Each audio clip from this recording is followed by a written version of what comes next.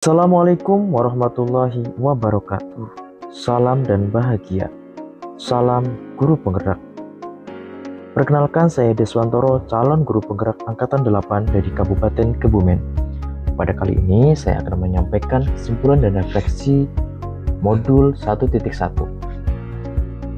Pendidikan dan pengajaran merupakan satu kesatuan dan saling berhubungan. Menurut Ki Hajar Dewantoro, pengajaran adalah bagian dari pendidikan. Pengajaran merupakan proses pendidikan dalam memberi ilmu atau berfaedah untuk kecakapan hidup anak secara lahir dan batin.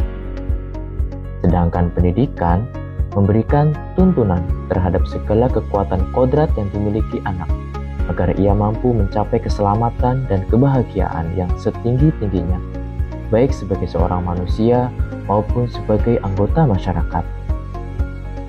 Ki Hajar Dewantoro memiliki keyakinan bahwa untuk menciptakan manusia Indonesia yang beradab, maka pendidikan menjadi salah satu kunci utama untuk mencapainya. Sebelum mempelajari modul 1.1 tentang murid dan pembelajaran di kelas, hal-hal yang saya yakini adalah saya berpikir bahwa murid yang pintar adalah yang mendapatkan nilai bagus dan minimal mencapai batas KKM atau KKTP. Bagi murid yang masih di bawah, dikategorikan murid tidak pandai.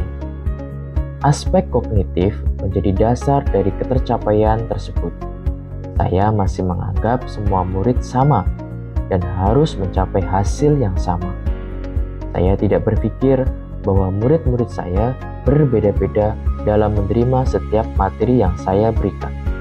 Tidak semua murid memiliki cara belajar yang sama, dan saya telah memposisikan semua murid sama dalam gaya belajarnya. Saya adalah guru, di mana saya bertugas memberikan materi pelajaran dan saya adalah pusat dari pembelajaran di kelas. Semua murid harus menerima materi dengan cara mengajar saya yang sama. Belajar itu ya di kelas, dan semua murid harus menurut dengan aturan di kelas. Semua murid mengikuti kegiatan di kelas dan saat evaluasi pembelajaran, mereka mengerjakan tugas yang sama.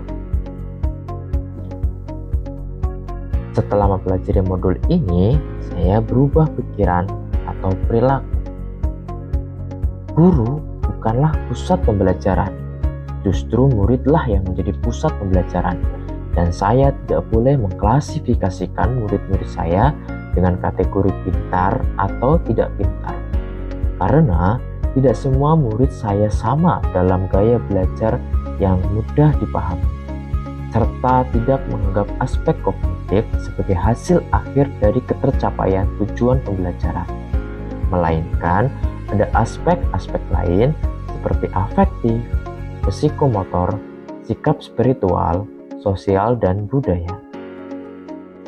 Saya tidak hanya bertugas memberikan materi pembelajaran atau transfer of knowledge, melainkan memberikan contoh sikap budi pekerti kepada murid-murid saya, agar mereka mampu bersikap sesuai dengan karakter bangsa Indonesia.